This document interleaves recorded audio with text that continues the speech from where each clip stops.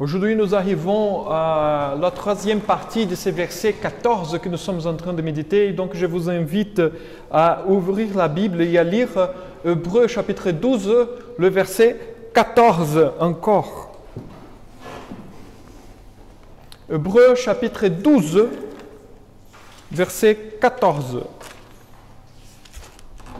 La parole de Dieu dit en Hébreux chapitre 12, verset 14. Recherchez la paix avec tous et la sanctification sans laquelle personne ne verra le Seigneur. Je vous invite à la prière. Seigneur notre Dieu, notre Père, nous te rendons grâce car tu es bon, tu es droit, tu es juste. Et nous ne méritons pas, Seigneur, être là ce matin en tant que ton Église pour te rendre culte, car nous sommes des pécheurs. Mais quand même, tu nous acceptes, tu nous pardonnes, tu nous sanctifies et tu nous donnes une nouvelle vie en Jésus-Christ pour vivre pour ta gloire. Notre Dieu, notre Père, nous te demandons humblement, car cela est ta promesse. Donne-nous, Seigneur, de ton Saint-Esprit, car nous voulons bien comprendre ta parole afin de vivre d'une façon qui te glorifie. C'est au nom de Jésus, notre Seigneur et Sauveur, que nous prions. Amen. Aujourd'hui, je voudrais reprendre la suite de dernière prédication qui portait sur ce verset 14. C'est la troisième et je vous avoue que c'est la dernière sur ce verset 14. Mais, comme je vous avais dit, ce verset est tellement riche, il y a tellement de choses que c'est compliqué de faire dans une seule prédication tous les éléments, faire justice à tous les éléments qui sont là, présents dans ce texte. Et comme je vous avais dit déjà une fois, le livre, l'épître aux Hébreux, c'est quelque chose de très dense, qui nous demande beaucoup de travail pour bien comprendre, parce qu'il y a une richesse énorme dans cet épître.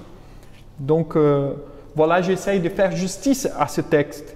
Alors, nous avons bien vu que l'élément le plus important dans le texte est le verbe « rechercher », malgré le fait que les mots « paix » et « sanctification » sont deux mots qui sautent à nos yeux tout de suite. Mais pour ceux qui ont lu ces textes à la première fois, pour les Hébreux qui parlaient le grec, les Juifs qui parlaient le grec, bien sûr que le verbe « rechercher » était la chose qui sautait à leurs yeux tout de suite, car il s'agit d'un verbe très fort, un impératif, encore un impératif. Donc l'écrivain de cette manière nous encourage à faire un effort pour avoir la paix et la sanctification. Ensuite, nous avons vu aussi que la paix et sanctification sont deux dons issus du trésor de Jésus-Christ pour nous et mis à notre disposition pour être employés pour vivre dans ce monde pervers pour la gloire de Dieu. Donc, paix et sanctification sont deux trésors, deux dons, deux cadeaux de la part de Jésus-Christ qui nous a été donné afin de vivre dans ce monde pervers. Et donc, c'est à nous de demander à Dieu et de chercher ces deux dons. Alors, de cette manière, en répondant positivement à Dieu, nous devons mener une vie qui poursuit la paix et la sanctification. C'est naturel que nous répondons oui à Dieu. Vivre une vie avec Dieu, c'est vivre en paix et en sanctification. Or, afin de poursuivre maintenant notre série de prédications, vivre la foi chrétienne dans un monde pervers, je vous invite à regarder la seconde partie de ces versets. C'est justement cette partie qui parle de la sanctification sans laquelle personne ne verra le Seigneur. Alors, comme je vous avais dit depuis le début, paix et sanctification sont dans une construction grammaticale dans ce texte. C'est impossible de divorcer ces deux termes. C'est impossible de comprendre, selon l'écrivain aux Hébreux, paix et sanctification séparées. Paix et sanctification, paix et sainteté marchent les deux ensemble toujours. Bien sûr qu'on fait la distinction entre les deux pour des raisons didactiques, pour bien comprendre, mais c'est impossible de chercher la paix sans chercher la sanctification. Et c'est impossible de chercher la sanctification sans chercher la paix aussi. Aujourd'hui, je vous invite à voir justement ce que veut dire cette sanctification que l'écrivain aux Hébreux parle. Et là, je vous invite à voir deux sujets simplement qui sont contraires, mais que c'est important de voir les deux ensemble. Comme un billet d'euros, il y a des billets qui sont faux, il y a des gens qui vont faire des fraudes, mais pour bien comprendre, pour bien savoir quel est les faux et quel est les bons, les vrais, il faut toujours comparer. Aujourd'hui, je vous invite à méditer sur deux sujets. D'abord, la sanctification de la vie et son contraire, la sécularisation de la vie, qui sont deux choses très importantes. Alors, si j'ai mis beaucoup d'emphase pour caractériser d'une façon précise la paix et l'importance de la recherche de tout notre cœur comme don de Dieu, c'est à cause du mot qui l'accompagne dans ce texte, c'est-à-dire la sanctification. L'écrivain aux Hébreux ajoute que non seulement la paix doit être recherchée, mais aussi la sanctification. Au sein de la communauté de la foi, c'est-à-dire de l'Église, parmi nous, il ne doit pas y avoir de séparation entre la paix et la sanctification et la sainteté. Pour vivre la foi dans un monde pervers, la paix de la communauté doit être accompagnée par la sainteté de la communauté.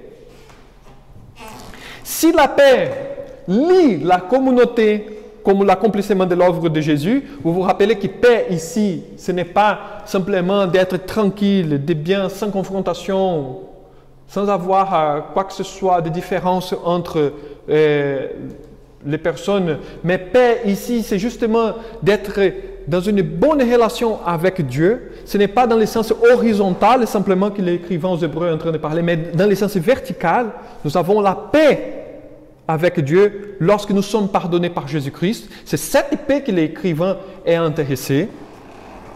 Et c'est cette paix, c'est justement ce qui qualifie, ce qui lie, en effet, qui lie la communauté, car nous sommes tous ensemble parce que nous sommes pardonnés par Jésus-Christ. Donc la sainteté est cette qualité qui identifie la communauté comme la possession de Jésus-Christ. La sainteté marque, identifie que nous sommes la propriété de Jésus-Christ, que nous appartenons à Jésus-Christ. La marque que nous appartenons à Jésus-Christ, que le chrétien est le chrétien, c'est parce qu'il est un être saint.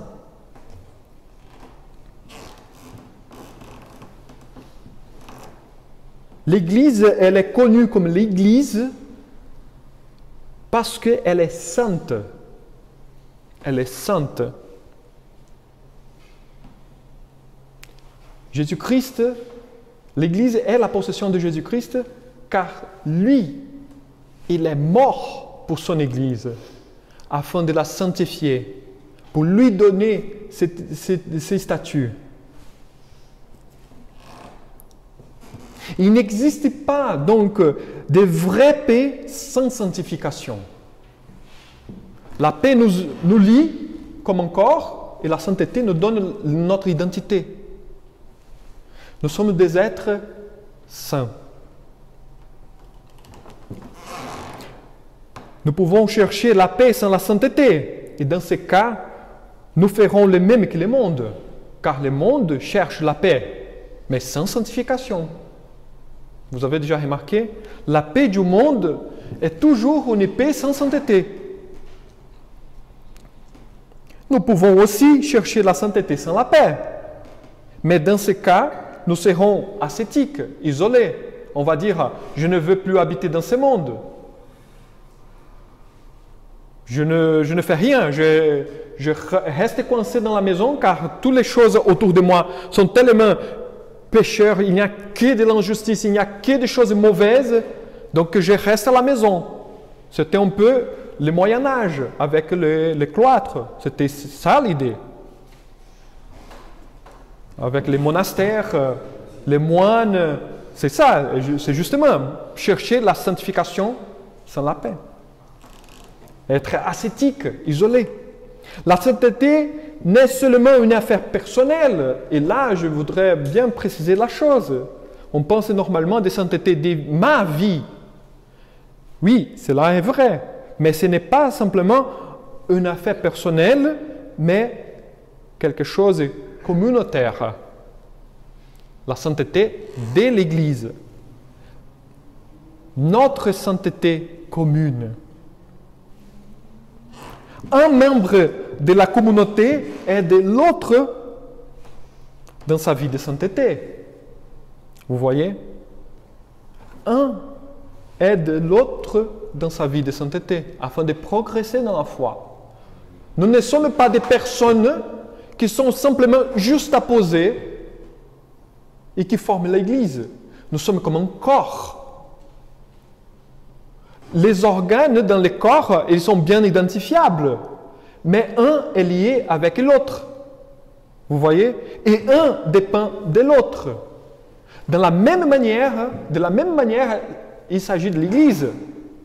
Nous sommes bien identifiables. Moi, c'est André, Lynn, Georgia, Denis, mais nous sommes tous liés afin que nous puissions marcher tous ensemble, avancer dans la vie de foi. Et cet avancement est par la sainteté. Donc, un membre de la communauté aide l'autre dans sa vie de sainteté. La paix du monde fait compromis avec l'erreur, avec les mensonges, avec les péchés, comme j'ai dit dans la dernière prédication. La paix du monde est toujours imposée, c'est une loi, c'est quelque chose qui vient de l'extérieur vers l'intérieur. C'est une puissance d'une armée qui impose. On a parlé de la Pax Romana, la paix de Rome, la paix romaine. C'est justement pourquoi l'Empire romain a été en paix. Justement parce qu'il y avait l'armée la plus puissante de l'époque. Et bien sûr que tu as en paix. Qui est le fou qui va essayer de dire quoi que ce soit à l'empereur, à César? Les chrétiens ont essayé de dire. Et qu'est-ce qui s'est passé? On était tous tués. Voilà. La paix du monde est toujours quelque chose, c'est une construction de l'être humain imposée de l'extérieur vers l'intérieur afin de nous contrôler. La paix de Christ, elle est d'abord la paix avec Dieu le Père qui commence dans l'intérieur, le plus profond de mon cœur et qui va réjaillir sur ma vie extérieure, sur mes relations personnelles. Et cette relation personnelle se donne à travers la sainteté. Donc c'est là la différence entre la paix du monde et la paix chrétienne. C'est justement la sainteté qui fait la différence. La paix que Christ nous donne est toujours attachée à la sanctification. C'est pourquoi Christ dit, je ne vous donne pas ma paix conformément le monde. Je donne ma paix.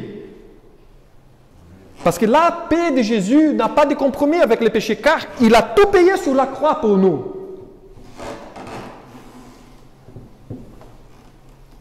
La paix de Christ est toujours attachée à la sanctification, à la vérité. En outre, la sanctification, sans la paix, est ascétique. Elle peut tomber même dans le mysticisme. Par des rigueurs, par exemple, quand on commence à mettre des méthodes, par exemple, pour chercher la sainteté, pour être plus saint, tu dois faire certains rituels, tu fais ceci, tu fais cela. Tu vas porter que des robes noires pour montrer que tu es humble, ou que tu vas te fouetter les dos pour purger tes péchés, ou tu vas faire ceci et tu vas faire cela afin que tu sois plus saint. Ou aujourd'hui encore, que nous commençons à développer selon les idéologies et les philosophies de notre société des habitudes ascétiques. Par exemple, je suis végétarien, je ne mange que les herbes, je ne mange que des légumes parce que ce n'est pas bon de manger la viande, les pauvres animaux. On devient ascétique. Vous voyez, même sans appartenir à une religion proprement dite. Et là, vous êtes en train de voir où je veux arriver. Car sanctification est liée justement à la religion du cœur et non la religion qu'on professe avec nos lèvres, avec notre bouche. Alors, encore, selon ce texte que nous venons de lire en Hébreu, chapitre 12, verset 14, la notion de sanctification ou de sainteté, donc, n'est pas conçue comme quelque chose de moral ou éthique. La sanctification, la sainteté, ce n'est pas simplement quelque chose de moral et éthique. Et qu'est-ce que je veux dire par rapport à cela? On pense sanctification, on pense quelqu'un parfait qui ne pêche pas, n'est-ce pas? Quand on dit un saint, cet homme est un saint, est quelqu'un bon, qui ne fait pas du mal. Oui, c'est vrai. La notion populaire, c'est justement cela. Mais selon l'Écriture, qu'est-ce que c'est sainteté? Sainteté, c'est justement le fait que quelque chose elle est séparé de son usage naturel commun pour avoir un usage spécifique. Par exemple, je vous donne un exemple de l'Ancien Testament. Les outils dans les temples d'Israël, les chandeliers étaient saints. Pourquoi il était saint? Parce qu'un chandelier, il est utilisé pour allumer. Son usage naturel est d'allumer une pièce. Mais les chandeliers du temple, il est saint. Parce qu'il ne va pas faire simplement illuminer un endroit, mais il va symboliser la présence de l'Esprit Saint dans le temple d'Israël. Donc il est séparé de son usage ordinaire pour avoir une signification plus profonde. Donc il est saint. Nous sommes saints. Pourquoi? Normalement, on parle de l'Église catholique, il y a des saints. Mais nous, ceux qui composent l'Église de Christ sont des saints. Tous. Nous tous, nous sommes des saints. Pourquoi? Parce que nous avons été séparés de la vie ordinaire de ce monde de péché pour vivre une vie avec Dieu, le Père Tout-Puissant. Vous voyez, nous sommes séparés du mal. Dieu, on dit Dieu est saint. Pourquoi Dieu est saint? Comme j'ai déjà parlé, même je dis dans la première prédication sur ces versets. Pourquoi Dieu est saint? Parce qu'il est libre. Il est séparé du mal. Il n'y a point de mal en lui. Donc c'est pourquoi il est saint. Il est extrêmement libre, absolument libre de tous les mal. C'est pourquoi il est saint. Par la mort de Jésus-Christ, les saints de Jésus-Christ nous purifient pour que nous soyons saints. Donc la sanctification à la base, elle n'est pas simplement quelque chose de moral ni éthique, mais c'est justement une relation de l'alliance avec notre Dieu accomplie par Jésus-Christ. Et lorsque nous sommes introduits dans l'alliance, au lieu de suivre les commandements de faux dieux de notre société païenne que nous appartenons auparavant, maintenant nous suivons les commandements de la part de notre Dieu. Parce que toujours, mes frères et sœurs, c'est toujours. Soit nous avons une alliance avec Dieu, le Père, le vrai Dieu, comme nous avons lu ici au psaume 115, ou nous avons une alliance avec un faux Dieu de la société. Vous voyez, c'est un des deux choses. Il n'y a pas, ce n'est pas possible d'avoir un troisième chemin. Ah, mais je ne crois pas en Dieu, je suis athée. Voilà ton Dieu. Tu crois à toi-même donc. Vous voyez, la question ce n'est pas, comme je reviens toujours au même point, la question ce n'est pas la religion professée par les lèvres. Je suis musulman, je suis catholique, je suis protestant, je suis juif. Cela n'a pas d'importance. Le plus important c'est ici. Qui est là-dedans?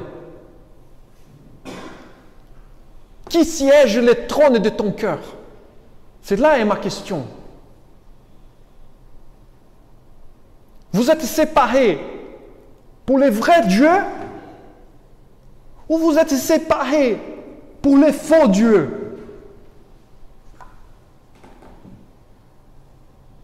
C'est là l'intérêt de l'écrivain aux Hébreux. Il ne parle pas de sainteté dans le sens moral simplement. Le sens moral, il fait partie. Mais nous sommes tous des pécheurs, Dieu le sait. On fait des bêtises encore. On fait énormément de bêtises. Mais Dieu nous accepte quand même. Je vais vous donner deux exemples que je donne toujours. C'est deux exemples qui sont très, très importants. On voit l'apôtre Paul aux Corinthiens. Vous savez, l'église à Corinthe, c'est une église, un bazar. Excusez-moi pour le mot, mais c'est un bordel. Vraiment, franchement, c'est une église catastrophique, si vous voyez. Il y a de l'inceste. Oui, vous imaginez? Il y a un monsieur qui est en train de se coucher avec sa belle-mère. Au milieu chrétien. Il y a les bazars, car ils ne savent pas utiliser les dons spirituels. Vous imaginez ici, je suis en train de prêcher, et du coup, il y a 5-6 autres personnes en train de parler n'importe quoi. C'était tous les cultes de Corinthe, à Corinthe. Ils célébraient la Sainte Seine. Au lieu, nous sommes ici, c'est un symbole. On va manger un petit morceau de pain, on va boire un petit gobelet de vin, et c'est tout. Les Corinthiens, quand ils célébraient la Sainte Seine, c'était pour manger, boire. Ils picolaient à l'époque, au milieu du culte. Vous vous rendez compte de cette église? Ensuite, je vous rencontre plus. Cette église, il y avait des schismes. Elle était fragmentée. Il y avait des partisans. Je suis de l'apôtre Paul, je suis d'Apollos, je suis de l'apôtre Pierre, je suis de Jésus. Je suis plus saint que tous. Il était fragmenté. Il y avait des groupes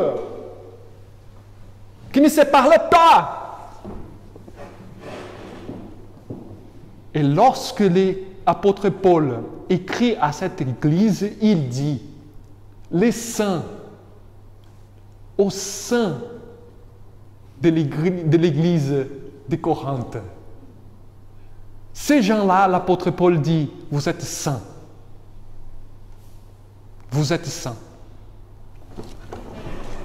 Non à cause de vos efforts, parce que vous êtes nuls, mais à cause de celui qui est mort pour vous, Jésus-Christ. Vous êtes l'église de Christ quand même.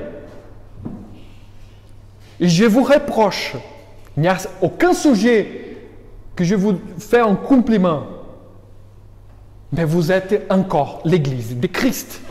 Et vous êtes saints.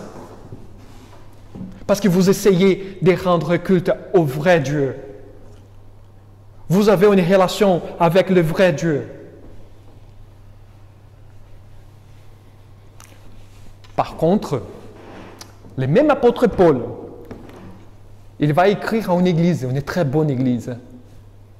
Une église top, comme on dit. Mais, il n'y avait pas de bazar.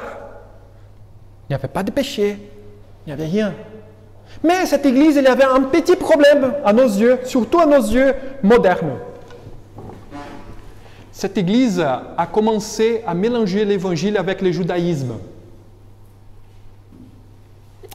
Au lieu de servir Dieu selon la parole de l'évangile, ils ont essayé de revenir littéralement à ce que commandait l'Ancien Testament. Ils ont commencé à dire, pour être saint, pour avoir une bonne relation avec Dieu, vous devez faire ceci, vous devez faire cela. C'est comme ça que ça marche, point barre. Vous devez obéir. La loi de Moïse. Je parle de l'Église aux Galates. Au chapitre 3, l'apôtre Paul dit, vous êtes des idiots, vous êtes des fous.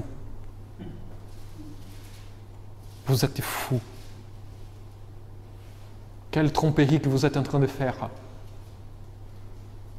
Vous voyez? Les Corinthiens, malgré leur péché, et je ne suis pas en train de souligner, de faire, donc on peut faire n'importe quoi comme les Corinthiens. Non, ce n'est pas ça que je suis en train de dire. Mais pour les Corinthiens, malgré leur péché, l'apôtre Paul dit, vous êtes des saints. Mais pour les Galates, qui sont en train de revenir à la loi de Moïse, en train de changer, de remplacer Jésus-Christ par la loi, l'apôtre Paul est très, très rispide. Vous êtes des fous. Chapitre 3, verset 1, verset 2. Vous voyez la différence? Toutes les fois qu'on essaye de remplacer Jésus-Christ dans l'intérieur de notre cœur pour quoi que ce soit, nous perdons notre vie de sainteté. Et peu importe, peut être le travail, peut être la famille, peut être l'appartenance à une institution, à une tradition. Vous voyez? Moi, je suis un protestant réformé. Comme au XVIe siècle, je suis j'essaie d'être le plus chrétien possible, selon la parole de Dieu, le plus fidèle possible. Mais cela ne va jamais remplacer ma dévotion à Jésus-Christ, mon Seigneur et mon Sauveur. Vous voyez? On ne peut pas. La vie morale, la sainteté comme nous comprenons normalement d'une façon populaire, morale, éthique, que nous sommes de bonnes personnes, elle est issue d'un cœur qui est attaché avec le Seigneur Jésus-Christ. J'aime mon prochain puisque j'aime d'abord Dieu le Père. Vous voyez, c'est impossible d'aimer le prochain si je n'aime pas Dieu d'abord. Et si je dis j'aime Dieu d'abord, j'aime mon prochain.